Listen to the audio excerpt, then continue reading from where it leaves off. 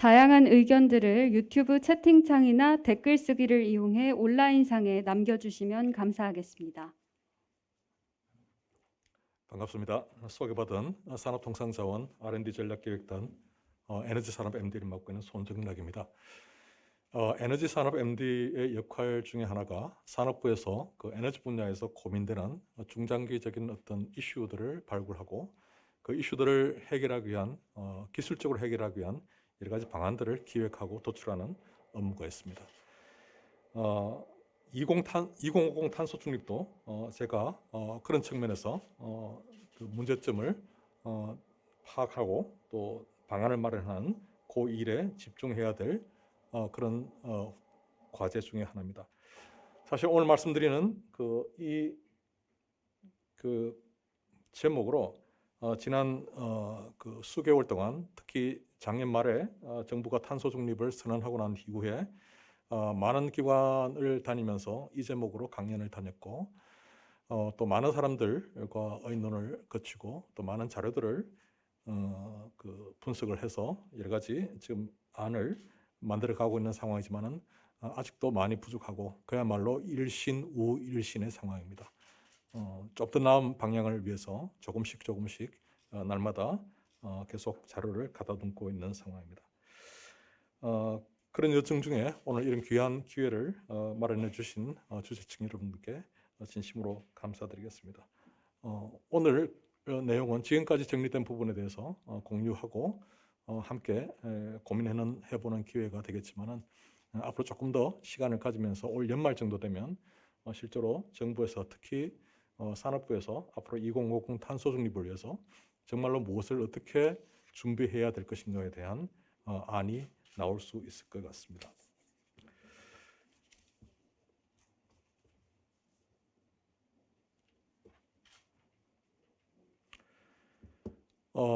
아시는 바와 같이 인류 문명의 역사는 에너지 전환의 역사였습니다. 인류가 이 세상에 창조되고 난 이후에 오랜 기간 동안 인류의 주된 에너지 자원은 목재였습니다. 그러나 18세기 후반에 산업혁명이 일어나면서 그 제임스 와트가 전기기관을 발명한 이후에 그 이후에 한 100년 후에 이 목재보다는 석탄이라는 화석연료가 인류의 지배적인 자원으로 등장하기 시작했습니다. 그러던 중에 20세기 중반에 1차, 2차 세계대전을 거치면서 석유가 우리 인류의 가장 큰 그 에너지 자원으로 등장하게 되었습니다. 그 이후에 특히 2000년도 초반에 쉘가스가 등장하면서 천연가스가 확대가 되고 또 최근 들어서는 그 기후 변화와 관련된 이슈가 등장하면서 이제는 화석연료, 그러니까 지금까지 말했던 석탄, 석유 그리고 가스의 역할이 점차적으로 줄어들고 앞으로는 비화석연료의 비중이 높아가는 그런 시대가 올 것으로 예상이 됩니다. 보시는 이 차트는 불과 2016년에 작성이 됐기 때문에 불과 5년 전에 작성된 자료이지만은 그럼에도 불구하고 2050년 이후의 그림은 지금 우리가 생각하는 탄소 중립의 그림과는 무척 다른 그림을 보여주고 있습니다. 아마도 이러한 급진적인 변화는 지금 계속 앞으로도 진행 중일 것으로 예상이 되고 향후 1, 2년 후에는 이 그림 더욱더 어떤 모습으로 우리한테 다가올지 계속 주목을 해야 될 그런 상황이라고 말씀드릴 수 있겠습니다. 화석연료 소비 증가는 결국에 이산화탄소를 증가시키고 이산화탄소는 지구 온도를 상승시킨다. 이것은 과학적인 팩트입니다. 데이터를 기반으로 분석한 결과 화석연료 소비에 따른 지구온난화는 과학적인 팩트임에 분명합니다. 그러나 이러한 팩트임에도 불구하고 UC 버클리의 물리학과 교수인 리차드 물러는 그의 대표적인 그 책인 대통령을 위한 에너지 강의라는 그 책에서 이러한 지구온난화를 바라보는 입장이 사뭇 많은 사람들의 그 분류에 따라서 많이 다르다는 그런 상황에 대해서 상당히 주목을 하고 있습니다. 특히 지구온난화와 관련된 과학적인 근거를 부정하는 디나이어뿐만 아니라 지구온난화를 굉장히 시급하게 바라보는 얼라미스트까지라도 이 두 부류가 사실상 설득이 불가능한 unconvincible한 부류에 속한다는 것에 대해서 리차드 물러는 상당히 개탄하는 그런 의견을 이 책에 쓰고 있습니다.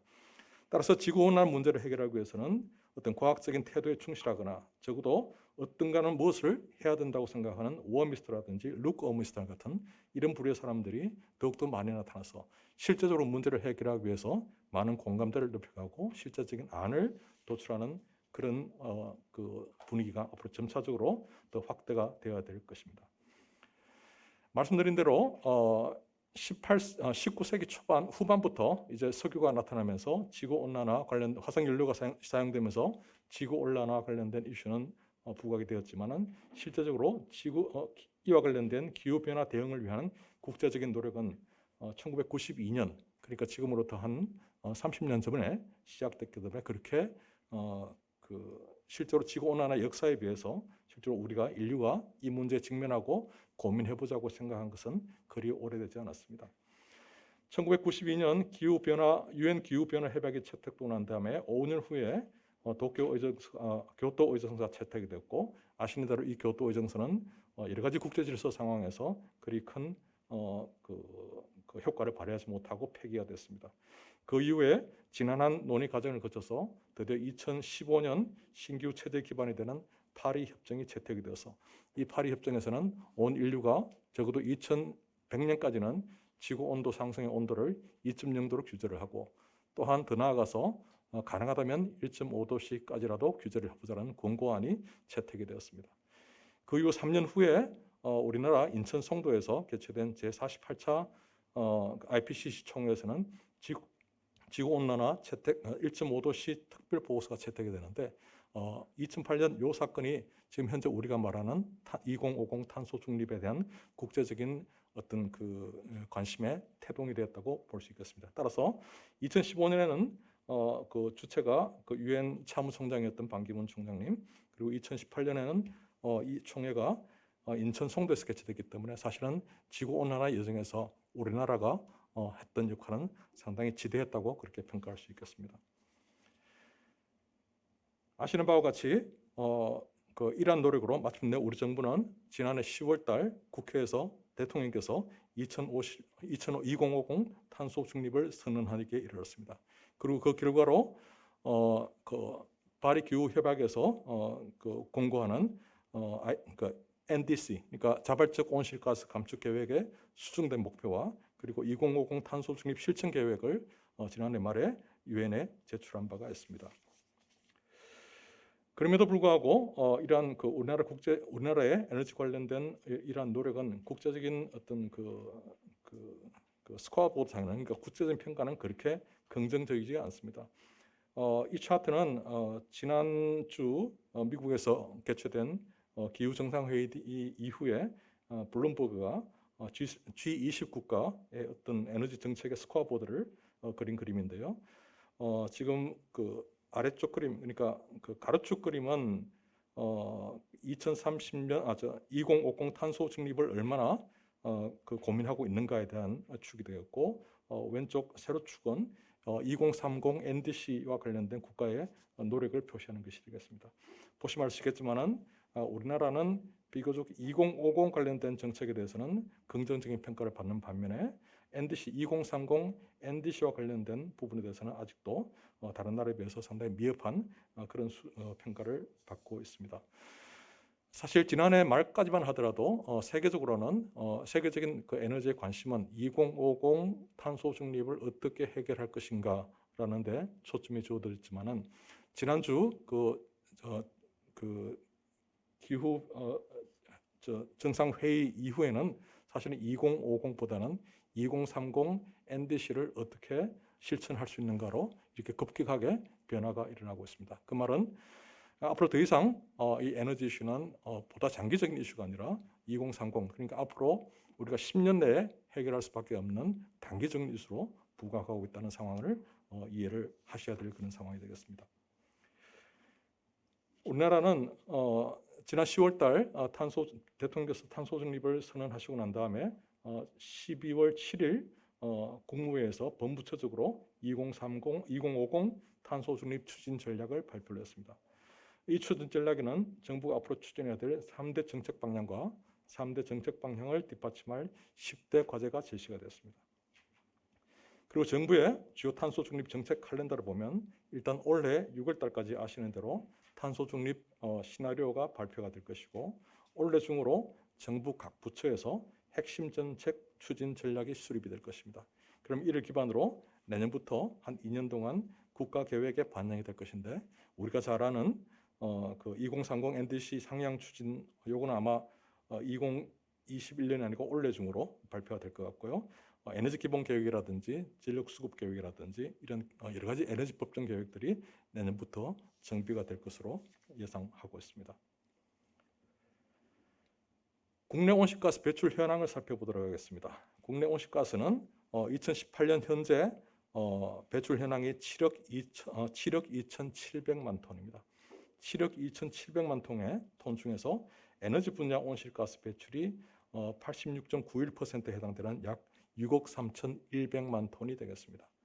사실 전 세계 온실가스 배출량 중에서 에너지 분야가 차지하는 비중의 평균이 73.2%라는 것에 비하면 우리나라의 이 86.91%라는 것은 상당히 높은 수준이 되겠습니다. 이는 우리나라가 제조업 중심의 국가이기 때문에 에너지 소비처가 특히 많기 때문에 그렇다고 판단이 되고 있습니다. 에너지 분야 중에서 전기나 열을 생산하는 발전 산업 쪽에서 담당하는 그 발전 산업에 해당되는 배출량이 약 37.1%가 될 것이고, 아시겠지만은 산업 쪽에서는 철강 부분이 약 13%로 상당히 큰 그 비중을 차지하고 있기 때문에 이와 관련된 고민도 많이 필요할 것 같습니다.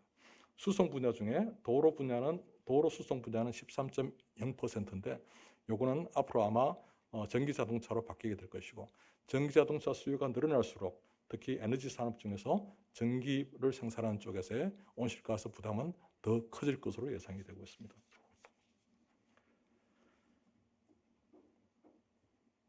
앞으로 온실가스를 우리나라에서 얼마나 줄여야 되느냐? 1차 목표는 2030 NDC를 달성하는 것입니다. 현재 2030 NDC는 2017년 대비 24.4%로 설정이 되어 있지만은 지난주 기후 정상회의에서 대통령께서 공개하신 바와 같이 요 24.4라는 숫자가 올해 중으로 더 상향 조정이 될 것 같습니다. 2차 목표는 그야말로 2050년에 탄소 중립을 달성하는 것입니다. 2050년 탄소 중립을 어떻게 달성할 것인가에 대해서는 방법은 아직까지 시나리오가 밝혀지지 않았지만 곧 이것도 나올 것으로 예상이 됩니다. 2050 탄소 중립은 일단 목표는 고정이 되었습니다. 지금까지 우리가 LEDS 등등을 논의를 할 때는 2050년까지 탄소를 얼마나 75%를 감축할 것인가, 50%를 감축할 것인가 등등에 대한 디베이트가 많았지만 이미 이제는 이게 100%를 감축을 해야 된다는 목표는 정해져 있고, 다만 100%로 가는 여정이 어떤 패스로 갈 것인가, 이거에 대한 고민이 많이 앞으로 논의가 되어야 될 것인데, 지금 분명한 상황은 앞에서 제가 말씀드린 바와 같이 지난주 기후정상회의 이후로 2030 NDC가 강조되는 상황에서는 아마도 조기에 온실가스 감축량이 늘어나는 부분에 대해서 더욱더 강조가 될 것으로 그렇게 전망되고 있습니다. 지난 수개월 동안 앞으로 그 에너지 쪽에서 탄소 중립을 구현하기 위해서 어떤 도구들이 사용될 수 있는가에 대해서 많은 고민을 했습니다. 그래서 나름대로 에너지 탄소 중립 프레임워크라는 것을 저희들이 정리를 해서 계속적으로 심층적으로 우리가 분석을 하고 있습니다. 우선은 가장 먼저 탄소를 줄이기 위해서는 기존의 에너지 수요에서 에너지 수요를 가능하면 축소를 시켜야 됩니다. 그렇기 위해서는 에너지 효율 향상이라든지 수요 관리가 더욱더 강조가 되어야 될 것이고요. 최종 에너지 수요 중에서 전력 수요가 증가되어야 될 것입니다. 현재 전력 수요는 전체 에너지 수요의 약 24% 정도가 되지만은 이게 지금 우리가 생각하는 숫자보다 배가 될지 3배가 될지 상당히 많은 숫자로 늘어날 것으로 전망이 되고요. 다만 전력 수요를 100% 전기로 에너지 최종 수요를 맞출 수가 없기 때문에 최종 수요와 전력 수요 사이에 생기는 비전기 에너지를 어떻게 탈탄소화시키는가, 특히 수소를 어떻게 여기에 적용시킬 것인가, 이런 고민이 앞으로 진행될 것입니다. 또한 전력을 만드는데 탄소 없이 전력을 만들어야 되기 때문에 재생에너지, 수소, 필요하면 원자력까지 이러한 탈탄소 전환의 비중을 얼마나 갖고 갈 것인가. 이게 결국에는 전력 수요를 100% 감당할 수 없다 그러면 100% 감당이 안 되는 부분에 대해서는 만약에 화석연료를 써야 되면 CCS 같은 수단을 어떻게 동원할 것인가. 이런 전반적인 고민이 실제로 탄소 중립에 관련된 고민이 되겠습니다. 중요한 것은 이러한 고민이 우리나라뿐만 아니라 모든 나라가 똑같은 시나리오로 가고 있다는 것입니다. 다만 이 전체적인 큰 시나리오는 같지만 각 나라의 특성에 따라서 각 나라가 갖고 있는 기술적인 자원 그리고 산업적인 특성에 따라서 구체적인 시나리오가 계속 달라질 것 같고, 특히 작년에 발표된 일본이라든지 영국의 탄소 중립 실천 계획에 보면 어떤 각 나라의 특성에 맞는 그런 계획들이 많이 반영되어 있다는 것을 알 수가 있습니다. 그래서 탄소 중립을 위해서는 저희들이 한 6가지의 필러, 도구들이 필요하다고 정리를 했는데요. 우선은 말씀드린 대로 효율 향상, 수요 관리, 전기와 수소와 CCUS 이 4가지가 기술적인 필러가 될 것이고요. 탄소 중립은 기술은 상당히 중요한 큰 의미가 있지만은 기술만으로 해결이 안 되기 때문에 여러 가지 정책적인 뒷받침이 되어야 되는데, 중요한 정책적인 이슈가 레질리언스와 거버넌스가 되겠습니다. 그러면 각 이러한 필러에 대해서 조금씩 설명을 드리도록 하겠습니다. 첫 번째 필러가 에너지 수요 감축과 관련된 효율 향상과 수요 관리입니다. 에너지 효율 향상 관련된 이슈는 이게 하루아침에 지금의 이슈가 아니고 지난 수십 년 동안 계속 지속되었던 이슈이기 때문에, 그럼에도 불구하고 실제로 2050 탄소 중립을 위해서는 효율 향상과 관련된 접근이 지금보다는 더욱더 혁신적으로 지금과는 다른 어떤 그런 접근의 혁신이 필요할 것이고, 에너지 다소비 부분의 감축은 자명한 것이고, 특히 이제 고민되는 것은 열 에너지인데, 열 에너지가 거의 100% 화석연료로부터 열 에너지를 공급받는 이 부분을 어떻게 청정화시킬 것인가, 이에 대한 고민이 있어야 될 것입니다. 수요 관리도 마찬가지고, 그래서 효율 향상 수요 관리 부분은 앞으로 동원되어야 될 분야가 프로슈머 관점에서의 어떤 이슈, 그리고 그 AI라든지 사이버라든지 빅데이터, 모바일 같은 솔루션, 이런 솔루션들을 어떻게 적용할 것인가. 특히 어떤 단일 기술로만 해결이 불가능하기 때문에 흔히 말하는 섹터 카플링 기술들을 어떻게 동원할 것인가, 이에 대한 고민들이 있어야 될 것입니다. 두 번째 필러가 에너지 공급의 탈탄소화인데 전기화가 되겠습니다. 탈탄소 전력 생산 비중은 어쨌든 재생에너지 비중이 증가될 수밖에 없습니다. 태양광, 풍력이 증가될 수밖에 없고, 태양광, 풍력이 증가되면 간헐성 이슈 문제가 반드시 생기기 때문에 에너지 저장 이슈를 어떻게 다뤄야 될 것인가라는 문제가 부각이 될 것입니다. 두 번째 전기와 관련된 이슈가 중요한 부분이 전력망 인프라 혁신이 되겠습니다. 지금까지는 AC 위주로 되어 있던 전력망을 DC화로 가는 방법, 그리고 마이크로 그리드화하는 방법, 그리고 디지털과 관련된 기술들을 전력망에 얼마나 혁신적으로 적용시킬 것인가가 전기화의 핵심적인 이슈가 될 것입니다. 세 번째가 수소화가 되겠습니다. 수소는 새로운 에너지 캐리어입니다. 일반적으로 우리 인력학적으로 볼 때 수소는 굉장히 소중한 자원이지만 에너지로 분류하지가 않습니다. 왜냐하면 수소는 자연계에 존재하지만 수소를 만들기 위해서는 또 다른 에너지가 필요하기 때문에 사실은 우리가 생각하는 그 석탄이라든지 석유와 가스와 같은 그런 물질로 분류되지는 않고, 그렇기 때문에 에너지라기보다는 에너지 캐리어로 그렇게 우리가 분류를 하고 있습니다. 그러면 수소를 만들 때는 지상에서 캐내는 것보다는, 지하에서 퍼내는 것보다는 돈이 더 많이 듭니다. 많이 들기 때문에 지금까지는 경제성 이슈 때문에 수소에 대한 관심이 거의 없었지만은 탄소 중립 시대는 수소의 역할이 달라져야 됩니다.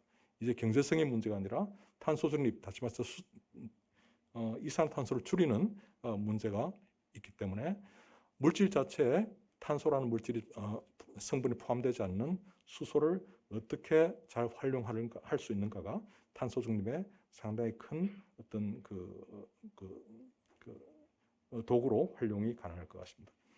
이런 관점에서는 이 수소 중립 시대, 탄소 중립 시대의 수소의 역할은 일단 재생에너지 변동성에 따른 잉여 전력의 저장 수단입니다. 그러니까 에너지 저장 수단으로 활용이 될 수 있을 것 같고, 두 번째는 수소 환원 저체와 같은 산업 부분의 제조 공정 탈탄소 수단, 그리고 고밀도, 고에너지 밀도 기반의 항공기와 같은 수송 산업 연료, 이런 쪽으로 수소의 어떤 그 응용 분야를 우리가 생각해 볼 수가 있겠습니다. 수소와 관련된 논의는 지난 몇 년 동안 수소 경제 로드맵 등등을 통해서 상당히 국가적인 그 논의가 많이 있어 왔지만은 지금까지 수소 경제 로드맵과 관련된 이슈와 탄소 중립과 관련된 수소의 역할에 대해서는 우리가 분명히 관점을 달리해야 됩니다. 지금까지는 늘 수소 경제 로드맵 이야기하면 연료전지만 이야기했고 수소차만 이야기했지만은 앞으로 이런 그 에너지 저장 수단이라든지 새로운 그 수소의 수요가 많이 생기기 때문에 이런 수요를 어떻게 우리가 공급할 것인가 관련된 대량 공급 그리고 이송 수단 관련된 부분에서 고민을 더 해야 될 것 같고요. 수요처도 기존의 연료전지 혹은 수소차의 범위를 넘어서 뭐 필요한 경우는 수소 터빈이라든지 여러 가지 수요처 확대에 대해서도 많은 고민들이 앞으로 필요할 것 같습니다. 네 번째, CCUS입니다. CCUS는 탄소 중립의 마지막 수단입니다. 역시 그동안 특히 이제 CCS는 국내에서 역시 많은 논의가 있어 왔고 많은 기술의 발전이 있었습니다만 아직도 우리나라뿐만 아니라 전 세계적으로 CCS를 실제적인 어떤 탄소 중립의 수단으로 사용하기는 여전히 한계에 봉착하고 있습니다. 세계적으로 지금 현재 연간 CCS를 통해서 이산화탄소를 저감할 수 있는 양이 연간 약 4천만 톤에 불과합니다. 그러니까 우리나라만 하더라도 지금 7억 톤이기 때문에 사실 세계 전체 4천만 톤이라는 것은 아직까지도 터무니없는 작은 숫자입니다. 그렇기 때문에 이 CCUS를 어떻게 앞으로 확대할 수 있는가라는 것이 우리나라뿐만 아니라 전 세계적으로 상당히 큰 이슈가 될 것입니다. CCS, CCU까지 포함해서 CCUS는 결코 지금 상황에서는 석탄 발전의 유지를 위한 CCS가 되어서는 안 될 것 같습니다. 안 될 것보다 추세가 그렇게 갈 것이고 다만 CCUS가 필요한 이유는 첫 번째 우리가 전기화 비중이 높아짐에 따라 가지고 재생에너지가 증가하게 되면 재생에너지 가능성 문제를 해결하기 위해서는 LNG 수단이 동원돼야 되고 LNG를 불가피하게 우리가 써야 될 것 같으면 이산화탄소가 나오기 때문에 그걸 처리하는 방법을 우리가 고민을 해야 되고 또한 제철 산업, 시멘트 산업 같은 경우에 우리가 연료가 아닌 원료를 화석연료로 사용할 수밖에 없는 산업에서 CO2가 발생하면 그걸 처리할 수 있는 불가피한 수단으로 우리가 CCUS를 앞으로 더 고민을 해봐야 되는 그런 상황이 되겠습니다. 우리나라는 지금 현재 가장 옵티멀하게는 서해 약 4억 톤, 동해 약 2억 톤 정도 CCS를 할 수 있는 공간이 있다고 생각하고 있지만 발표되고 있지만 실제로 이런 문제들을 더 확대할 수가 없는지 또 실제로 이게 가용한 숫자인지에 대한 여러 가지 많은 디베이트가 필요한 상황입니다. 그래서 CCUS 관련돼서는 특히 CCS 관련돼서는 가장 어저한한 이슈가 이산화탄소를 포집하는 기술과 함께 포집을 해서 저장할 수 있는 공간을 찾아내는 문제가 되겠습니다. 이 문제는 그냥 R&D만 맡겨두면 안 됩니다. R&D 이후에 실제로 이걸 사업적으로 정말 더욱더 심각하게 저장소를 찾아내는 어떤 그런 일에 대해서 또 국가적으로 많은 관심과 투자가 있어야 될 것으로 생각이 됩니다. 다음은 정책적인 이슈가 되겠습니다. 다섯 번째, 탄소 중립 충격의 최소화, 리질리언스, 그러니까 회복성과 관련된 문제입니다. 탄소 중립은 탄소 기반 사회가 끝나고 그 다음 해부터 탄소 중립이 이루어지지 않습니다. 탄소 기반 사회가 서서히 쉐이딩 아웃하면서 탄소 중립 사회는 서서히 나타날 것입니다. 그렇기 때문에 당분간은 특정 기간 동안은 탄소 기반 사회와 탄소 중립 사회가 일시적으로 양립할 수밖에 없습니다. 이럴 경우에 기존에 우리가 사용하던 여러 가지 어떤 그런 전원들을 어떻게 활용할 것인가. 특히 그런 기관에 앞으로 탄소세 같은 것이 상당히 이제 사회적인 경제적인 이슈가 될 것인데 이거를 준비하기 위한 어떤 사회적인 데이터 구축이라든지 이런 역할에 대해서 고민을 해야 될 것이고 특히 이 이슈에 대해서는 공공기관이 어떤 탄소 중립의 선도적인 역할을 할 수 있는 어떤 그런 책임을 해야 될 부분이 되겠습니다. 두 번째는 에너지 공급의 안정성입니다. 이를 위해서는 전국 단위 지금 현재 공급망 아시는 대로 이걸 탈피한 지역 단위의 분산화가 불가피해야 될 것이고요. 특히 오늘 사장님께서도 말씀하셨다시피 텍사스와 같은 그런 상황이 벌어졌을 때 전력망이 안정하게 운영될 수 있는 어떤 그런 인프라 이슈 그리고 사이버 테러 이슈도 있고요. 세 번째가 탄소 중립의 지속 가능한 전환이 되겠었는데 무엇보다도 탄소 중립 이슈는 이거는 이 대중들의 수용성에 대해서 우리가 좀 더 진지하게 접근이 돼야 될 것 같습니다. 탄소 중립은 혁명이 아니고 혁신입니다. 우리뿐만 아니라 우리 후배들을 위해서, 우리 자손들을 위해서 우리 해야 될 혁신이기 때문에 어떤 이런 이슈에서 많은 어떤 공감대를 넓혀가는 그런 활동들이 필요할 것이고요. 또한 전력망 부분에 대한 고민, 그리고 글로벌 전력 천연가스 수소 관련된 글로벌 네트워크를 어떻게 형성할 것인가 이러한 대한 고민들이 있어야 될 것 같습니다.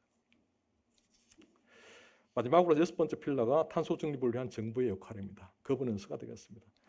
탄소 중립을 위해서 정부가 해야 될 가장 중요한 역할이 인프라 투자라고 보입니다. 그래서 특히 전력 인프라, 수소 인프라, CO2 저장소 이런 부분에 대해서는 정부가 큰 역할을 해야 될 것 같습니다. 두 번째 정부의 역할은 기술과 정책과 시장의 조화를 위한 탄소 중립을 갈 수 있도록 여러 가지 어떤 그 정책적인 어떤 지혜를 발휘해야 될 부분들이 있습니다.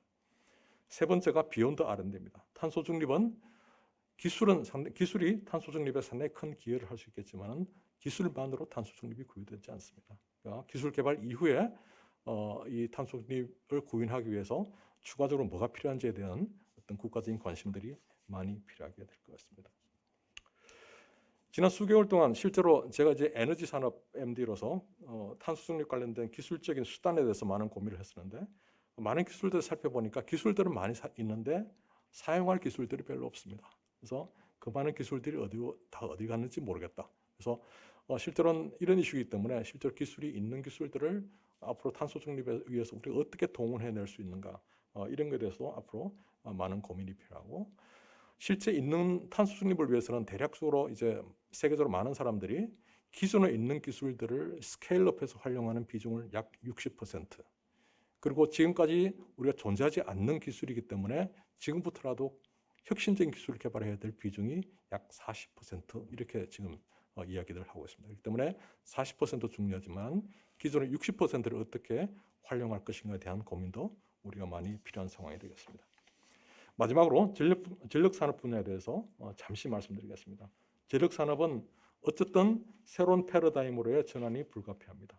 수요관리 중심에서 공급관리에서 수요관리 중심으로, 경제성 중심에서 저탄소 발전원으로, 정부 주도에서 개방적인 환경으로 상황은 그렇게 변해가게 될 것입니다.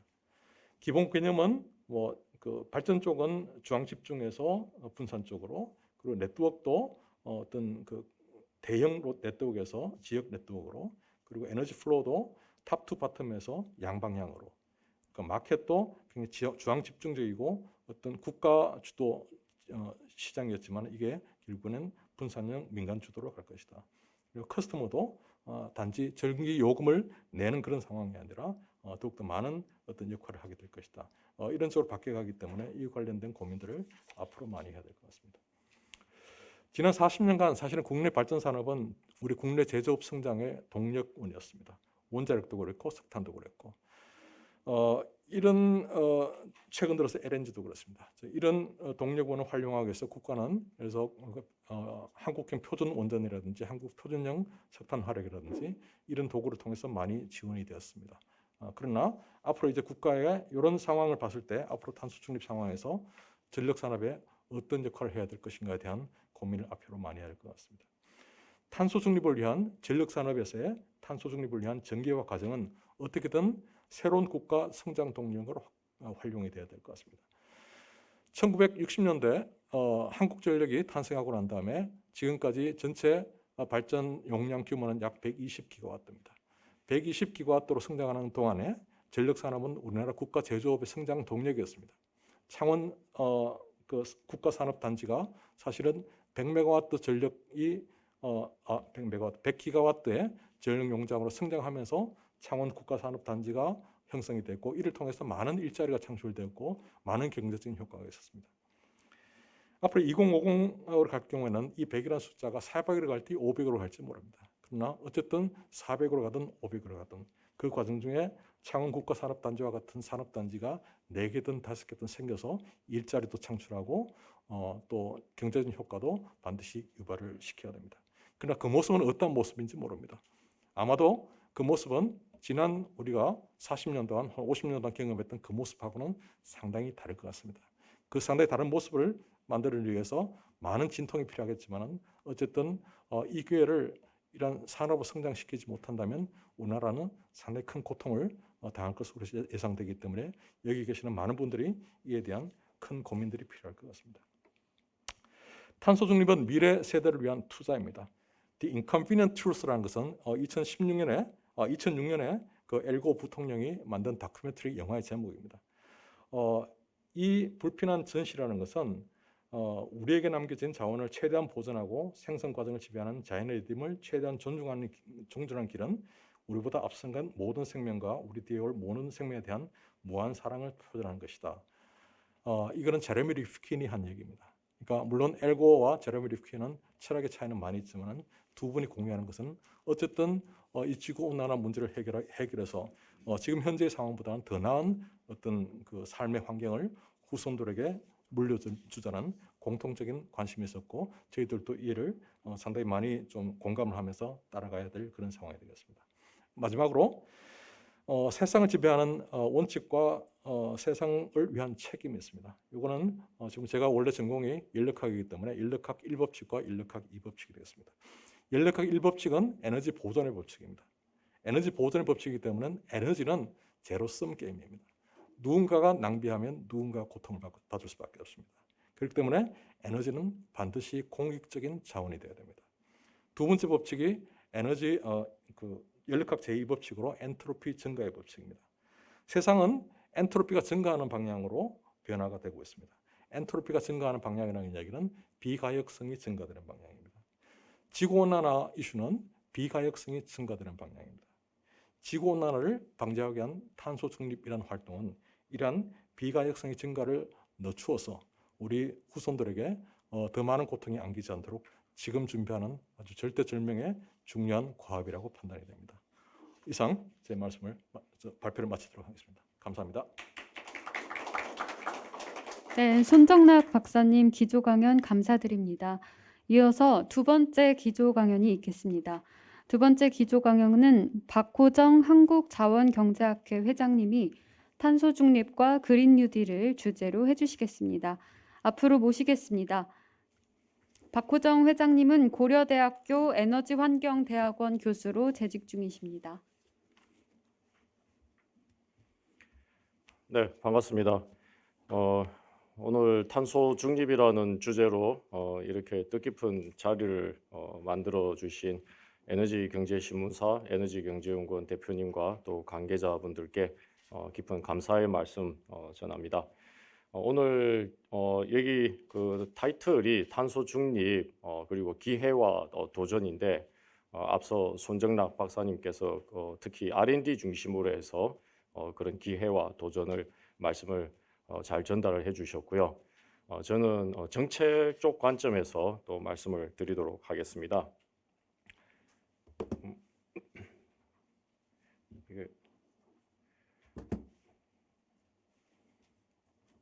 네. 지금 보니까는 제가 다시 드렸던 슬라이드가 안 올라왔네요. 이게 거의 한 1, 2주 전에 보내드렸던 것 같은데 그냥 제가 말씀을 드리도록 하겠습니다. 탄소 중립 다들 아시는 것처럼 미국과 일본 다 2050을 목표로 해서 탄소 중립을 선언을 하였습니다. 그리고 우리나라도 2050을 목표로 선언을 하였고 중국은 2060을 목표로 하였습니다.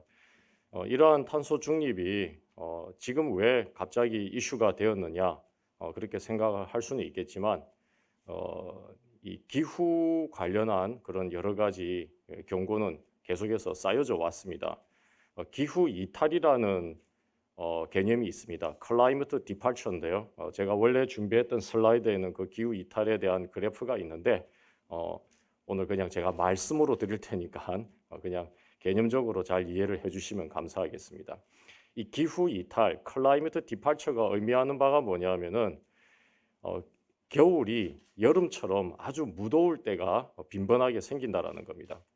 그래서 이 개념이 맨 처음에 발표가 됐었을 때가 2014년 무렵이었는데 이 기후 이탈이 우리 한반도에는 약 2042년 정도쯤 되면은 다가온다라는 그런 연구 결과였습니다.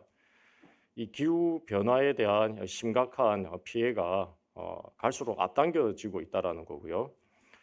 그다음에 이제 제가 1992년도에 그 학위 논문으로 썼던 게 이제 저는 주로 기후 변화 경제학을 연구를 하고 있습니다. 그때 석사 시절에 썼던 게 이 해수면 상승이라든지 이런 부분들인데 그때 문헌들을 제가 뒤져보니까 30년 전이죠. 다 2100년을 이야기를 하고 있습니다.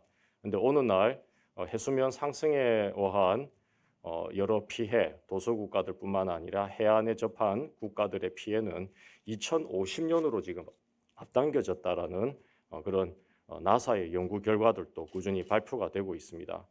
즉, 이 기후 변화라는 것은 과거에는 저희들이 저만 하더라도 90년대나 2000년대 2100년 정도의 이슈 이렇게 여겼던 게 갈수록 앞당겨지고 있다라는 거고요. 그러면은 탄소 중립, 지금의 탄소 중립이 과연 무엇을 의미하는가 한 번 더 질문을 던져볼 수는 있는데요. 왜냐하면은 기후 변화의 심각성에 대한 어떤 증거는 계속적으로 발견이 되고 있었거든요. 왜 그런데 지금 이 지난 1년 사이에 급격하게 이 탄소 중립의 논의가 진행이 되고 있느냐라는 겁니다. 사실 탄소 중립은 2000년대 중반에도 좀 세계적으로 유행이 된 바가 있습니다. 그때 왜 탄소 중립이 유행이 됐을까요? 그때 오늘날 우리가 이야기하는 탄소 중립과 거의 유사한 개념으로 논의가 됐습니다. 왜냐하면 그 당시는 고유가 시기였거든요. 유가가 상승을 했고 또 그와 덩달아 석탄 가격이 상승을 했기 때문에 석탄, 화석 연료로부터 탈피할 필요가 있었고 그때 유력한 대안으로 이야기했던 게 바로 원자력 산업이었습니다. 물론 이제 그때에도 탄소 중립을 이야기할 때 기후변화의 심각성이라는 환경 아젠다가 등장을 했습니다. 그런데 제가 말씀드리는 것은 뭐냐면은 그런 환경 아젠다 이면에는 경제적인 어떤 동기가 있다라는 겁니다. 그게 이제 지금 다시 리바이벌 되고 있다고 볼 수가 있겠고요. 그래서 최근에 그 미국의 탄소 중립 선언에 보면은 미국은 2010년대 이후부터 CO2 배출량이 감소하는 경로로 이미 접어들었습니다. 그 이유는 아까 손정락 박사님께서 말씀하셨던 그 미국 내에서 셰일 가스의 이용 그게 확대가 된 게 큰 이슈였고요. 또 물론 이제 미국은 트럼프 행정부 때에도 재생에너지가 꾸준히 확대 보급이 되었습니다.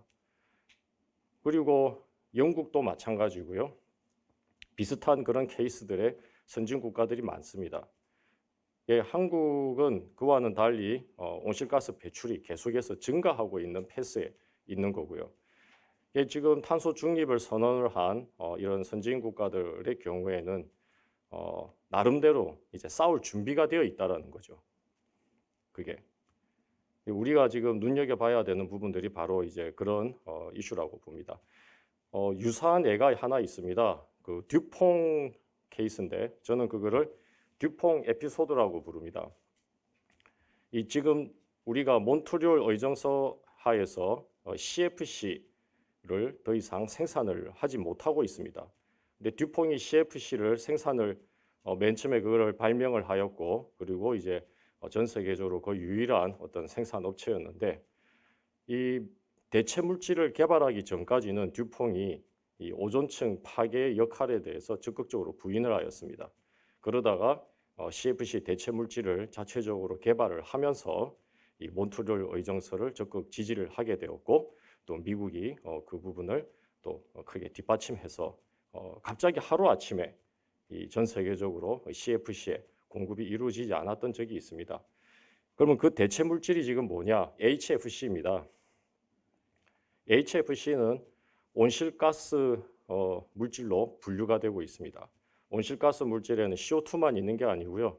또 HFC, 메탄 등등이 있는데 이 지구 온난화 포텐셜이라고 하는 글로벌 워밍 포텐셜 관점에서 보면은 CO2가 1이라고 하면은 HFC는 2000이 넘습니다. 훨씬 지구 온난화 파괴력이 높은 이런 HFC에 대한 규제는 지금 아직 제대로 이루어지지 않고 있습니다. 우리가 탄소 중립을 이야기를 하면서 그 이유는 또 뭐겠습니까? 대체 물질을 개발하지 않았기 때문입니다. 그게 만일에 듀퐁이든 어느 회사든 만들어지게 된다면은 또 새로운 경제 전쟁이 이루어질 수 있다라는 그런 관점이고요. 그래서 지금 여기 슬라이드가 없는데 제가 이제 한번 단어를 검색을 해봤습니다. 우리나라 탄소 중립 이행 계획에 대해서 키워드를 검색을 해봤는데 어떤 키워드를 제가 정했냐면은 경제 성장이라는 키워드를 검색을 해봤어요. 그러니까 우리나라 지금 현재 이제까지 발표된 이행 계획에는 경제 성장이라는 단어가 단 2건만 검색이 됐습니다. 그리고 자본이라는 개념은 검색 건수가 0이었습니다. 대신에 감축이라는 검색 건수는 아주 많았고요. 제 지금 뭐 슬라이드는 없지만 제 기억에 89건으로 제가 이해를 하고 있는데, 그래서 탄소 중립이라는 그 좋은 어떤 정책이 있지만 우리가 경제 성장을 함께 이루어가지 않으면은 상당히 앞으로 그 탄소 중립 정책의 그런 어떤 그 현실성 이 부분에 대한 도전적인 과제가 있게 되겠다라는 말씀을 드리고 싶습니다. 그래서 탄소 중립 이게 무엇을 의미하느냐? 여기에 슬라이드에 윌리엄 노드하우스라고 있는데 2018년도에 노벨 경제학상을 타신 분입니다. 기후변화 경제학자입니다. 기후변화 경제학으로 해서 노벨 경제학상을 타신 좀 드문 케이스인데 주로 이제 연구를 하시는 게 여기 다이스 모형 같은 경제 성장 모형 이런 걸 연구를 하셨고요. 예, 우리가 환경적으로도 지속 가능해야 되겠지만 이 경제도 지속 가능한 경제 성장을 이루도록 하는 것이 주요 정책 타겟이 되겠습니다. 지금 이 그래프를 간단하게 설명드리면은 여기 점이 있는 포인트가 소위 이제 그 소비 증가율이 제로가 되는 것과 그 다음에 이제 자본 증가율이 제로가 되는 포인트가 되겠습니다. 이 탄소 중립이 넷 제로, 즉 배출 증가율이 제로가 된다라는 건데 좋은 의미죠. 근데 이게 소비 증가율도 제로로 가고 인구 증가율도 제로로 가고 경제 성장률도 제로로 가고 여러 경제 지표가 동시에 제로로 가는 그 상태, 그거를 우리가 정상 상태 균형이라고 합니다. 이 정상 상태 균형이 말이 좋아서 균형이지 저성장 상태에서 이 균형에 고착이 되면은 우리는 상당히 저규모 자본 축적에 그칠 수가 있다라는 겁니다.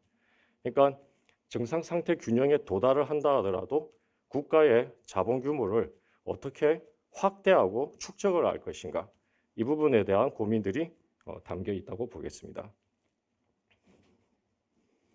현재 우리는 감축에 이제 목적을 두고 있다 보니까 이 자본이 줄어들 수가 있다라는 겁니다.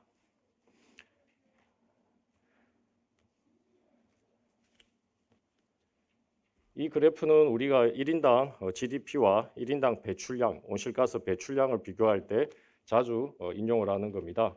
한국이 1인당 GDP 기준으로 볼 때 배출량이 굉장히 높다. 그래서 전 세계적으로 온실가스 감축에 대한 강력한 의무를 요구받고 있는 그런 실정을 알 수 있습니다.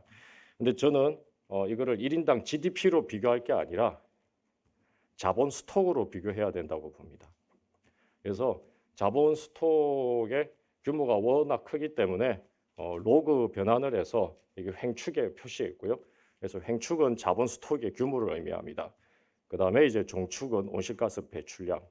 뭐 주지하다시피 우리나라의 자본 스톡, 자본의 축적 규모가 현재 탄소 중립을 선언한 국가 중에서 최하위인 걸 알 수 있습니다. 이게 어떤 내용이냐면요.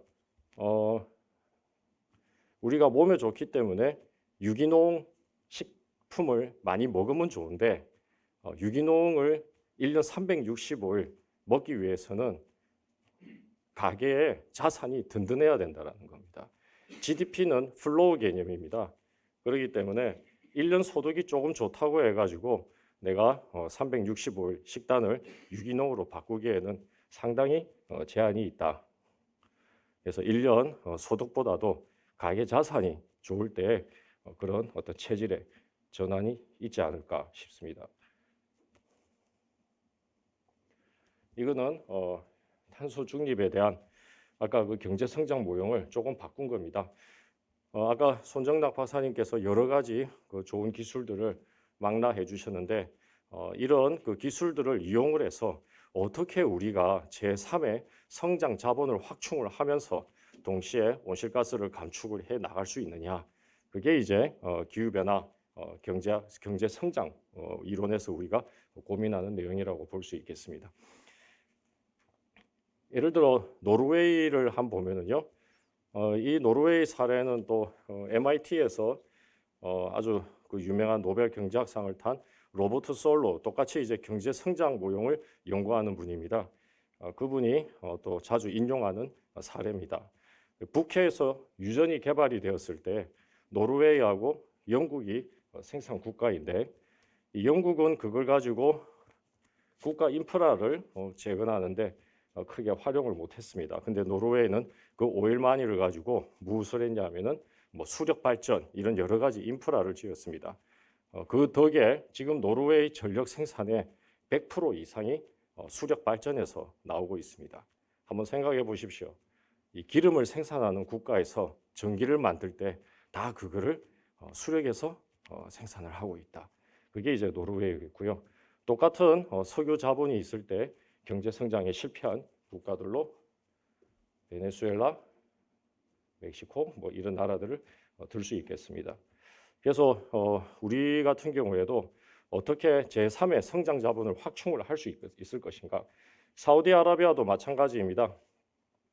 오일마니를 지금 지식 자본으로 전환을 하고 있죠. 그래서 우리도 그런 고민들이 필요하다라는 거고요. 아까 그 자본 수톱과 CO2 배출량 그 그래프에다가 제가 우리나라 그 금융시장의 국가 경쟁력 지표만 입힌 겁니다. 금융시장의 그 이 덜 발달된 그런 위상을 우리가 알 수 있고요. 이렇게 지금 우리가 지위가 낮다라는 것은 또 다르게 보자면은 금융시장에서 개선을 할 것, 또 발전을 할 게 많다라는 어떤 그런 내용으로도 이해를 할 수 있겠습니다. 지금 바로 얼마 전까지만 하더라도 우리가 4차 산업혁명을 이야기를 했고요. 지금 디지털 뉴딜을 함께 그린 뉴딜과 병행을 하고 있습니다. 이런 여러 가지 기술들이 있는데 이런 기술들은 이 그림은 제가 한 4, 5년 전에 어떤 자료에서 갖고 온 겁니다. 여러 우리가 이야기하는 이런 기술들 어떤 거는 지금 신기술들도 있지만 꽤 오래전부터 나온 것들도 있습니다. 근데 잘 안 되거든요. 그 이유가 뭐냐? 여러 가지 이슈가 있겠지만 제가 볼 때에는 시장, 분권화된 어떤 제도 이게 부족하였다라고 볼 수가 있겠습니다. 그래서 앞으로 우리나라의 어떤 이 탄소 중립을 위한 정책의 방향은 시장 제도의 도입 또 분권화된 이런 그런 체제 이런 부분들이 갖춰져야 한다라고 볼 수가 있겠고요. 배출권 같은 경우에도 중국은 사회주의 국가지만은 시장 메커니즘인 이 배출권 거래가 굉장히 활발하게 이루어지고 있고 2021년 올해부터 전국 단위로 배출권 시장이 지금 운영이 되고 있습니다. 마지막으로 탄소 국경 조정서에 대해서 간략하게 말씀드리겠습니다. 지금 EU가 6월 정도쯤 되면은 탄소 국경 조정서에 대해서 나름대로의 법안을 낼 거고요. 이게 이제 어떤 식으로 진행이 될지 아직 정확하게 발표된 바는 없습니다. 다만 이 탄소 국경 조정세가 이 국경에서 일종의 관세 형태로 부과가 될 수가 있다라는 것, 또는 EU에 수출을 하는 기업이 이 EU 내 배출권을 또 사는 형태로 해서 의무가 부과가 될 수 있다라는 것, 이런 여러 가지 대안들이 지금 논의가 되고 있는데 그 중에서 가장 유력한 것은 관세 형태로 부과가 되는 것입니다. 이게 결국은 이런 통상 문제는 우리가 쌍무적으로 해결을 해야 되는 부분이 큽니다. 각 나라마다 즉 예를 들어서 EU가 일본을 대할 때하고 우리나라를 대할 때하고 브라질을 대할 때하고 다릅니다. 왜냐하면 우리나라의 온실가스 감축 강도가 다르기 때문입니다. 그래서 이런 부분들은 쌍무적으로 해결을 해야 되고 따라서 여러 가지 이 분류 체계 또 특히 탄소 비용에 대한 어떤 부담 이런 부분들을 어떻게 계량화해 가지고 가능한 한 우리 기업들에게 유리하게 인정을 받을 것인가 하는 그런 어떤 노력들이 강화되어야 할 것입니다. 그리고 최근에 ESG 다 이슈인데요. 이런 ESG가 좀 더 표준화될 필요가 있습니다. 블랙락 같은 경우에도 이제 선도적으로 ESG를 지표로 삼았고요. 그래서 ESG도 정부에서 조금 교통 정리를 해주셔서 이런 부분들에 대해서 난립하고 있는 그런 지표를 표준화하고 그게 궁극적으로 나중에 탄소 국경 조정세 협상에서도 유리하게 인정을 받을 수 있는 그런 방향으로 갈 필요가 있다고 봅니다. 오늘 제가 이게 슬라이드 안에 여러 가지 몇 가지를 넣었는데 기술적인 어떤 이슈로 빠져 있는데 말씀으로 대체를 했습니다. 그래서 잘 들어주시고 또 혹시 필요한 부분 질문들 주시면 감사하겠습니다. 네, 이것으로 마치겠습니다. 박호정 한국자원경제학회 회장님 기조 강연 감사합니다. 기조 강연을 해주신 두 분께 다시 한번 감사 말씀드립니다. 이상으로 에너지 포럼 2021의 오전 행사를 모두 마치겠습니다. 오늘 에너지 포럼 2021은 코로나 바이러스 감염증 확산 방지를 위해 최소한의 관중이 참석하는 온 오프라인 하이브리드 형태로 진행되고 있습니다. 또한 에너지경제신문과 에너지경제연구원의 유튜브 채널을 통해 온라인 생중계되고 있습니다.